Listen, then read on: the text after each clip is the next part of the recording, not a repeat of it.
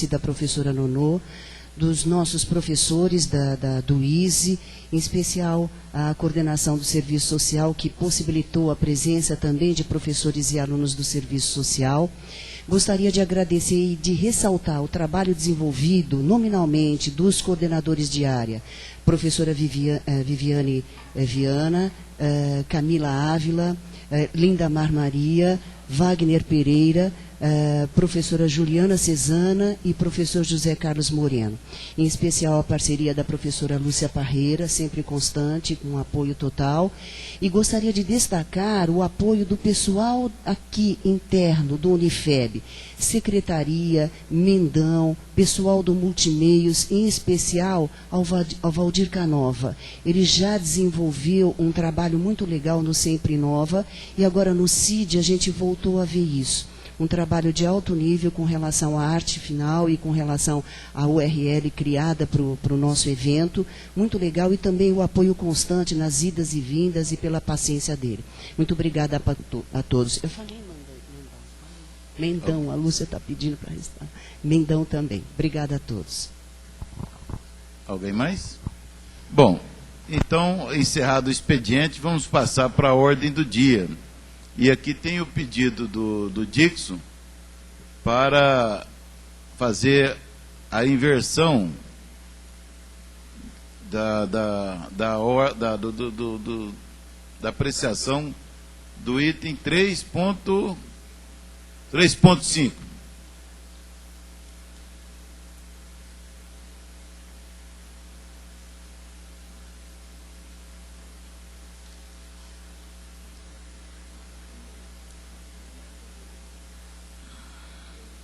Então, vamos passar a votação do plenário sobre a inversão da apreciação da ordem do dia. O Dixon pede que seja apreciado, em primeiro lugar, o item 3.5, que trata do parecer da Comissão de Legislação e Normas sobre a decisão da Justiça sobre funcionário da FEB. Certo? Eu submeto, então, ao plenário essa inversão. Se alguém tem alguma colocação a fazer. Se não, aqueles que aprovam, aliás, aqueles que são contra a inversão da ordem do dia, por favor, se manifestem.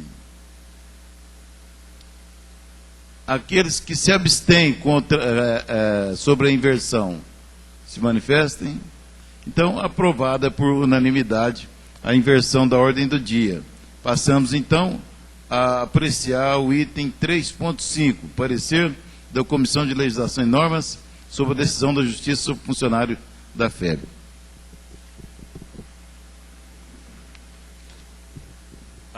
O presidente da comissão, então, professor Gilmárcio, vai proferir o parecer da comissão.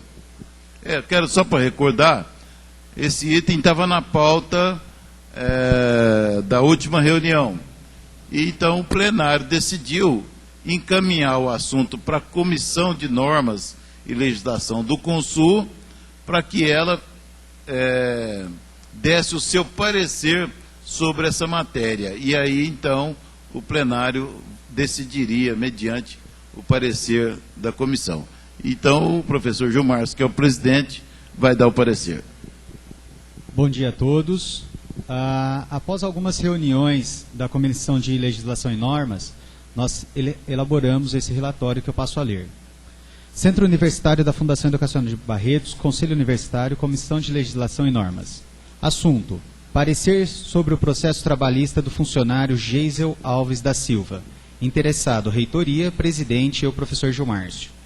Parecer: tendo em vista a comunicação interna 048/2015, que remete à Comissão de Legislação e Normas do Unifeb, por determinação expressa do magnífico reitor professor Reginaldo da Silva, ocorrida na 51ª reunião do Consul, cópias da reclamação trabalhista 11633/2013, movida pelo funcionário Geisel Alves da Silva contra a Fundação Educacional de Barretos, reuniu-se nesta data a comissão referida para análise e manifestação. Foram apresentadas cópias da reclamação trabalhista acima referida, cuja sentença proferida pela magníssima juíza da Vara do Trabalho de Barretos, doutora Daniela Renata Rezende Ferreira Borges, confirmada pela terceira turma do Tribunal Regional de Trabalho da 15ª Região, em decisão que teve como relator o desembargador do Trabalho, Dr. Francisco Alberto da Mota Peixoto Giordani, se declarou expressamente a nulidade do contrato de trabalho do funcionário Geisel Alves da Silva, que teria direito apenas, no ato da dispensa, ao pagamento da contraprestação pactuada, salários em sentido estrito, e os valores referentes aos depósitos do Fundo de Garantia. Solicita-se a manifestação dessa comissão sobre o encaminhamento a ser dado ao caso. É o relatório. Considerando que esta, dentre as suas competências do Consul, órgão ao qual essa comissão é vinculada, decidir sobre a rescisão de contratos de trabalho dos membros do corpo técnico-administrativo e do corpo docente, ex vido disposto no artigo 26, inciso 19º do Estatuto da Fundação Educacional de Barretos e no artigo 40º, inciso 19º do Regimento Geral do Centro Universitário da Fundação Educacional de Barretos, cabível na espécie a manifestação prévia dessa comissão. Ainda assim, esta comissão entende não ter competência para análise do mérito em si da decisão judicial em questão, mas apenas e tão somente do ato normativo que vier a ser editado pelo reitor a este respeito, para votação em plenário do Consul. Neste sentido, entende-se essa comissão ser competência do magnífico reitor avaliar e tomar as providências administrativas que entender cabível, para só então remetê-las a esta comissão para análise de sua legalidade e conformidade normativa.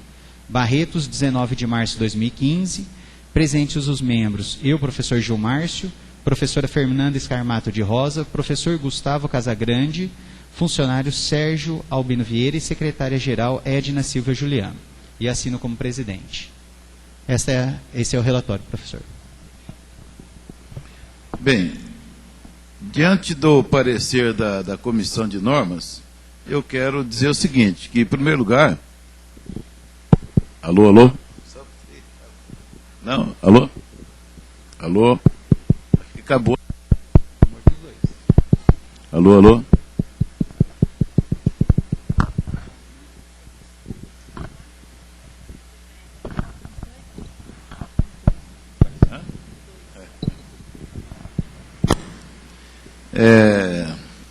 Eu quero dizer, em primeiro lugar, então, que eu respeito a posição...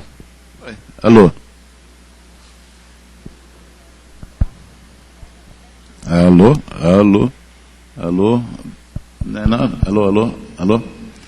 Então, eu quero dizer que eu respeito a posição da Comissão de Legislação e Normas, mas não concordo, porque o artigo 17 do Regimento Interno do Consul diz o seguinte: compete à Comissão de Legislação e Normas, entre vários incisos, nós temos o inciso 12, que diz o seguinte: emitir parecer sobre assuntos que envolvam dúvida de natureza jurídica ou interpretação das leis em geral, ou da legislação de ensino. O inciso 3, alô, alô, alô, me dá outra.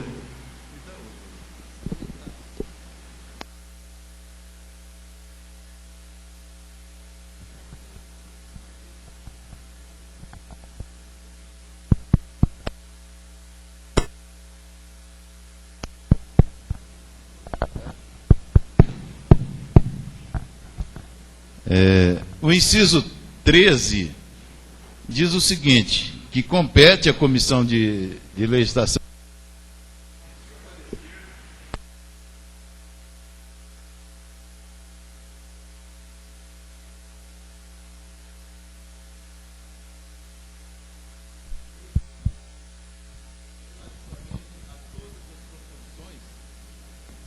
submetidas à deliberação do Conselho Universitário.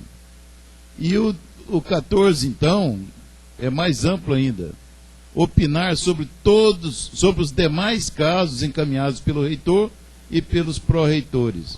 Então, a competência para a comissão é evidente aqui. É claro que o que foi pedido à comissão não foi uma decisão. A comissão não tem competência para decidir. Ela tem competência para opinar, para dar um parecer. A competência, acho que é aí. A competência para decidir é do plenário, certo? Agora, essa decisão será tomada em face ou mediante, tendo em vista o parecer da comissão. Mas, já que a comissão decidiu que não devia se pronunciar, nós vamos tentar dar um encaminhamento para essa matéria. E diante do parecer da comissão, eu solicito ao plenário, então, a autorização para retirar esse item da pauta, para que a reitoria possa, então, se pronunciar sobre ele e encaminhar convenientemente o assunto. Certo? Pois não, Gustavo.